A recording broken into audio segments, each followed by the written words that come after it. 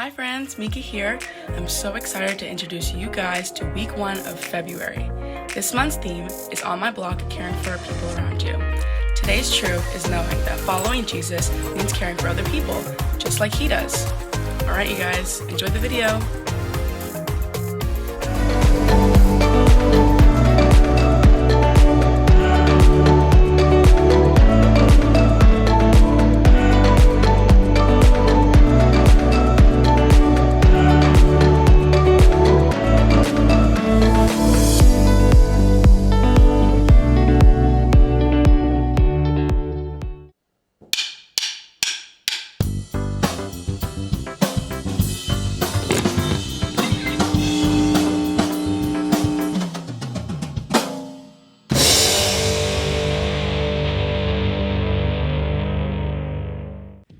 What do you do when you need something? If you're thirsty, you take a drink. When you're bored, maybe you pick up a good book. If you're cold, you grab a sweater. Lonely, you hang out with a friend. And if you're hungry, you pick up your favorite snack. It's really easy to do something about your own needs because you can't escape them. They follow you around like a shadow. It's a lot more difficult to pay attention to what other people need. You have to focus your eyes and your heart. And when you begin to see the needs around you, then you can take action. Maybe you see your mom is stressed after a long day of work. So load the dishwasher, even if it's not your turn. Spot a new kid in the cafeteria? Offer a seat at your table.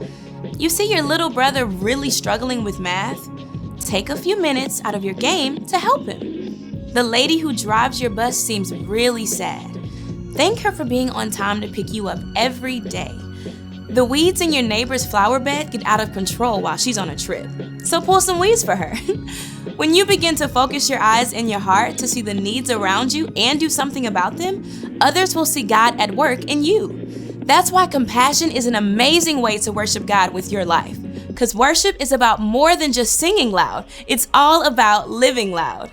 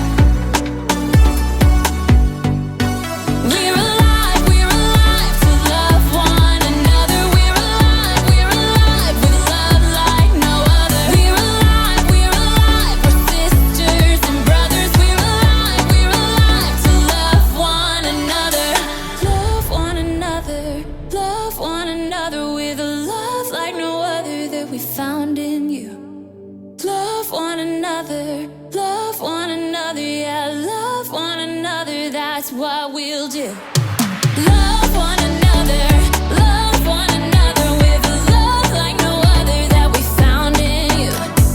Love one another, yeah, love one another, that's what we'll do. We're alive to love one another. We're alive with love like no other. We're alive, we're sisters and brothers. We're alive to love one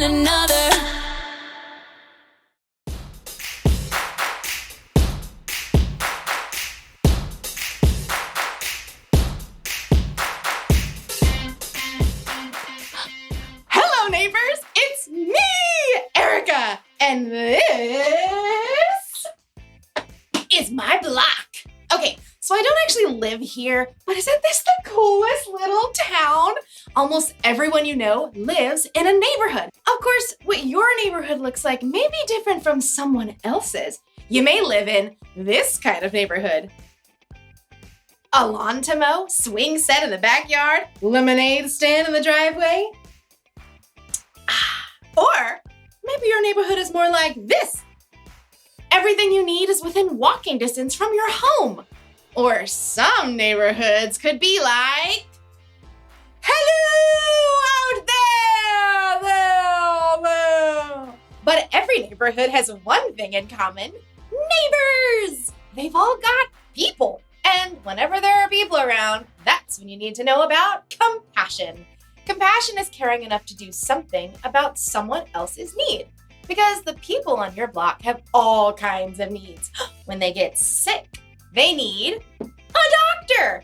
If they want to learn how to add and subtract, they need a teacher. If they lose a cat up a tree, they need someone with a really big ladder.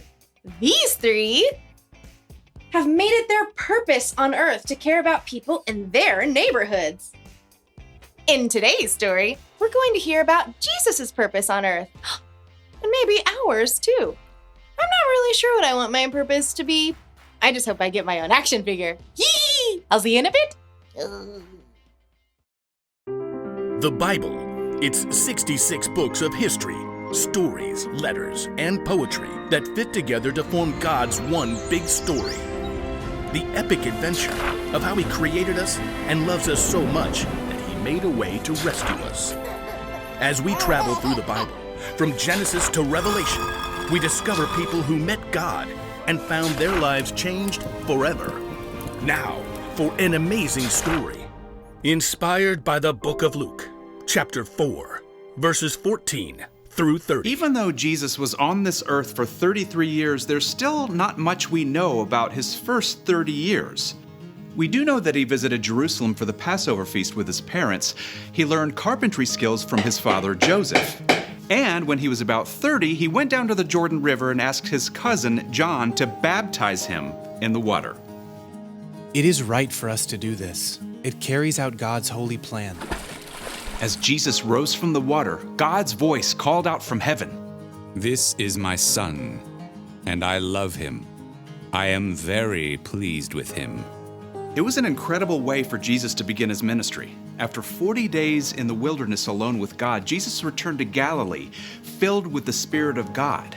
Anytime he visited a new town, he went to the place of worship, the synagogue, to teach the people. You are the light of the world. Isn't he just the bee's knees? Everywhere Jesus went, people were amazed and praised his teaching. That is, until he got to Nazareth, the town where he had grown up. Well, if it isn't Carpenter Boy Jesus! Hey man, where you been? We hear you talk real big now. On the Sabbath day, Jesus went into the synagogue. An attendant handed him a rolled papyrus. The scroll of Isaiah. Isaiah was a prophet who lived hundreds of years before Jesus, and God had spoken to Isaiah about a Messiah who had come to rescue God's people, and Isaiah had written down every word. Watch that papyrus as you unroll it. A bit crackly. Jesus stood before the crowd of worshipers and unrolled the scroll until he came to the right place. The Spirit of the Lord is on me. He has anointed me to announce the good news to poor people. He has sent me to announce freedom for prisoners. He has sent me so that the blind will see again. He wants me to set free those who are treated badly. And he has sent me to announce the year when he will set his people free. There was silence as Jesus rolled up the scroll and sat back down. Everyone stared. Today, this passage of Scripture is coming true as you listen. Jesus hadn't just read some dry, dusty, ancient words. Jesus had declared that he was God's Messiah, that he was there to announce good news and bring freedom to the poor, the hurting, and those who had been mistreated. But he's Joseph's son, isn't he? He can't be the Messiah. What I'm about to tell you is true. A prophet is not accepted in his hometown. Words are easy. He calls himself a prophet? I studied with him on those benches right over there. Thinks he's something special because he can read a scroll. All around the synagogue, people rose to their feet, glaring. They turned on Jesus. You are not welcome here anymore. That's right. We don't need you making things up. The people were so angry they forced Jesus out of the synagogue. He allowed them to herd him straight through the village, all the way to a cliff on the edge of town. Get rid of him! Throw him down! But Jesus simply turned and looked at the people, sorrow in his eyes. The men and women that he'd known and loved growing up wouldn't accept who he was. The crowd couldn't face Jesus. In their anger, they had missed the whole point, that Jesus had come to make things right for those who were hurting and overlooked. Jesus walked right through the crowd, away from the cliff edge. They parted to let him go through.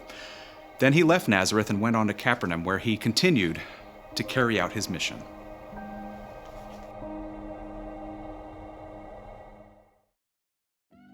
When Jesus was here, he had a mission to announce the good news to people who needed to hear it and to care about people who'd been treated badly or had been overlooked. He came to heal, to teach, and to rescue. That was his purpose. And Jesus fulfilled that purpose when he died on the cross for the sins of the whole world. That's how much compassion he has.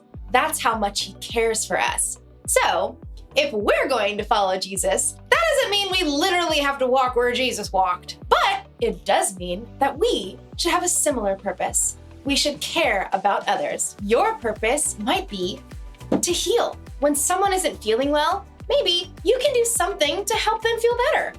Or when someone is having a hard time understanding something, you can help teach them. Or you can rescue someone from danger. You can be a hero.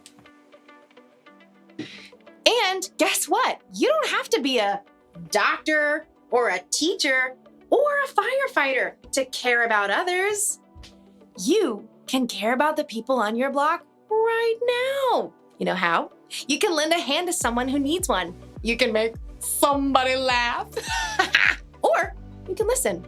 Or you can just be there for someone who's all alone. Jesus cared so much for other people, and we should too. That's why the one thing to remember today is this. Following Jesus means caring about others. That's true in your neighborhood and in mine. I've got my own action figure. Spitting image. Close enough. I'll see you next time. Can you play me? Okay, thanks.